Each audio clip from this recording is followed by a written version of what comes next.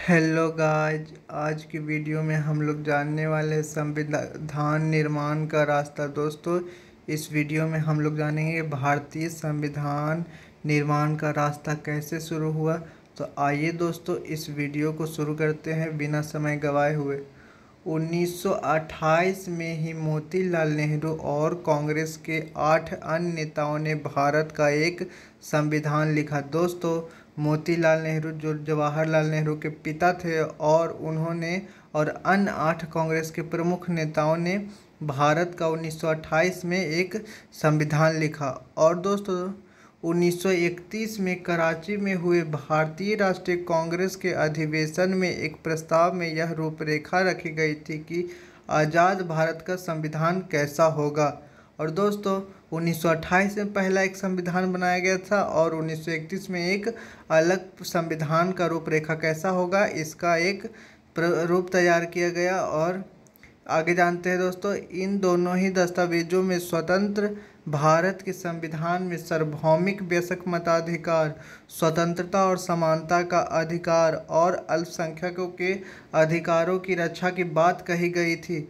और दोस्तों, इन दोनों ही संविधान में समझिए, ये दोनों एक तरह से संविधान थे जो उस समय 1928 में बनाए गए थे और 1931 में। और दोस्तों, क्वेश्चन बहुत ही इंपॉर्टेंट है कि मोतीलाल नेहरू ने और कांग्रेस के अन्य 8 नेताओं ने भारत का पहला संविधान कब बनाया था, तो 1928 में। और दूसरा है, कराची में भारतीय राष्ट्रीय कांग्रेस के अधिवेशन कब हुए थे, तो 1931 में। और इसमें भी एक संविधान बनाने की प्रस्ताव रखा गया था।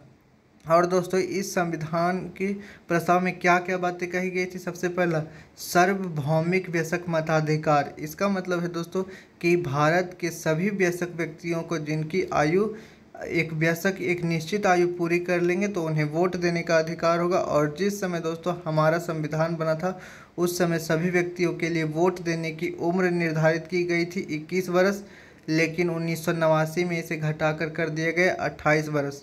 और दोस्तों, स्वतंत्रता और समानता का अधिकार, यानी सभी देश के लोगों के लिए स्वतंत्रता की आज़ादी होगी और समानता का अधिकार होगा दोस्तों उन भारत के लोगों के लिए। और अल्पसंख्यकों के अधिकार, यानी जो कमज़ोर वर्ग है जैसे मुस्लिम, सिख, ईसाई, बौद्ध, ये सभी जो हमारे भारत में है, ये अल्पसंख्यक समुदाय है, तो इनके अधिकारों की रक्षा की बात कही गई थी।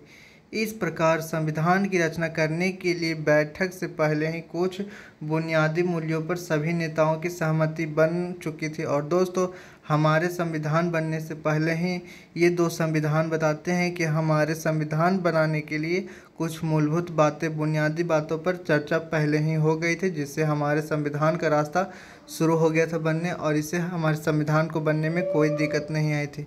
थैंक यू दोस्तों, वीडियो पसंद आया है इसे लाइक करें और मेरे चैनल को सब्सक्राइब करें और इस वीडियो को शेयर करें। Thank you.